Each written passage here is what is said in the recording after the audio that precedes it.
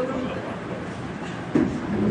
2 மாதங்களுக்கு முன்னாடி ஒரு நூல் படிச்சுட்டு இருந்தேன். ஒரு பாசிங் ஒரு ஆப்பிரிக்கன் அமெரிக்கன் உமன் எழுதின ஒரு, அது 1929 அவங்க முதல்ல எழுதுனது.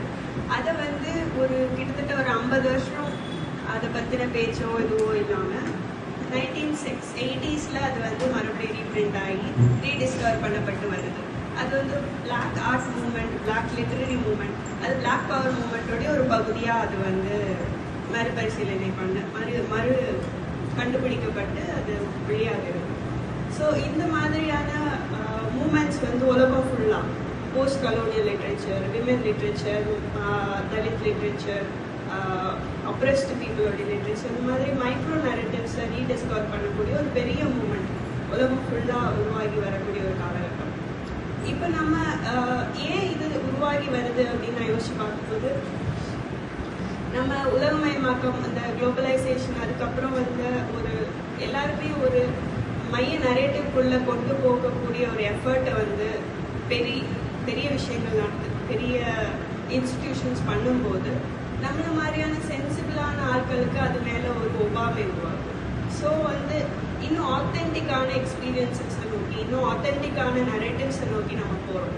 ஸோ அந்த நீட்லேருந்து தான் இந்த ரீடிஸ்கவரியும் உருவாகுது அப்படின்னு நான் நினைக்கிறேன். இப்போது எந்த ஒரு உலகத்தில் இருக்க எந்த லிட்ரேச்சருமே ஒரு மையப்போக்கு, சென்ட்ரல் ஏஸ்தட்டிக்ஸ் அப்படின்னு ஒன்று இப்போ எஸ்டாப்ளிஷ்டாக ஒன்று இல்லை சமகாலத்தில். எல்லாமே வந்து ஒரு ஜானர்ஸில் எழுதுறதோ, ஃபார்ம்ஸ், விதவிதமான ஃபார்ம்ஸ். இப்போ ஜெயமோகனோட ஒர்க்ஸ் எடுத்துக்கிட்டாலுமே அதை வந்து ஒரு சென்ட்ரல் ஏஸ்தட்டிக் போக்குக்குள்ளே நம்ம வச்சு பார்க்க முடியாது.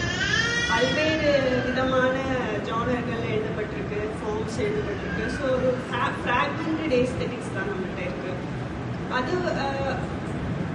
அது எதுலேருந்து இந்த ஆத்தென்டிசிட்டிக்கான ஒரு நீட்லேருந்து தான் இந்த பலவேறு நரேட்டிவ்ஸை உள்ளே கொண்டு வரக்கூடிய ஒரு காம்ப்ளெக்ஸான ஒரு கம்ப்ளீட்டான ஒரு பிக்சர் உருவாகணும் அப்படின்ற நீட்லேருந்து இது உருவாகுதுன்னு நினைக்கிறேன். இதை எடுத்து சொல்கிறேன்னா, இந்த மாதிரியான ஒரு நீடால் தான் புஷ் பண்ணப்பட்டு தான் நானும் இயங்குறேன். கிருபாவும் அதே ஒரு இதுதான். நீலியில் எழுதக்கூடிய கட்டுரைகளுமே எனக்கு வந்து பெரிய ஒரு திறப்பாக இருந்தது. ஃபிலாசபி அப்படின்னு ஒரு கேனன் நம்ம பார்க்கும்போது அதில் விடப்பட்டன்னு சொல்லக்கூட முடியாது. ஒரு மாதிரி பின்தள்ளப்பட்ட அல்லது வந்து அவங்களோட இன்ஃப்ளூயன்சஸ் தாக்கம் வந்து பெருசாக இருக்கும். ஆனால் அவங்க பேரை மென்ஷன் பண்ணப்பட்டிருக்காரு. ஸோ அந்த மாதிரியான ஆட்களை ரீடிஸ்கவர் பண்ணும்போது எனக்கு ஒரு இன்னும் ஆத்தென்டிக்கான ஒரு ஒரு எக்ஸ்பீரியன்ஸ் கிடைக்குது.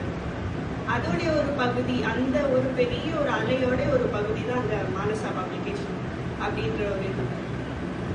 இதே மாதிரியான பல மைக்ரோ நரேட்டிவ்ஸ் ரீடிஸ்கவர் பண்ணுறது, அதை வந்து புது எழுத்தாளர்களை உருவாக்குறது, அந்த மாதிரி பல கனவுகளோடு ஆரம்பித்த ஒரு முயற்சி இது.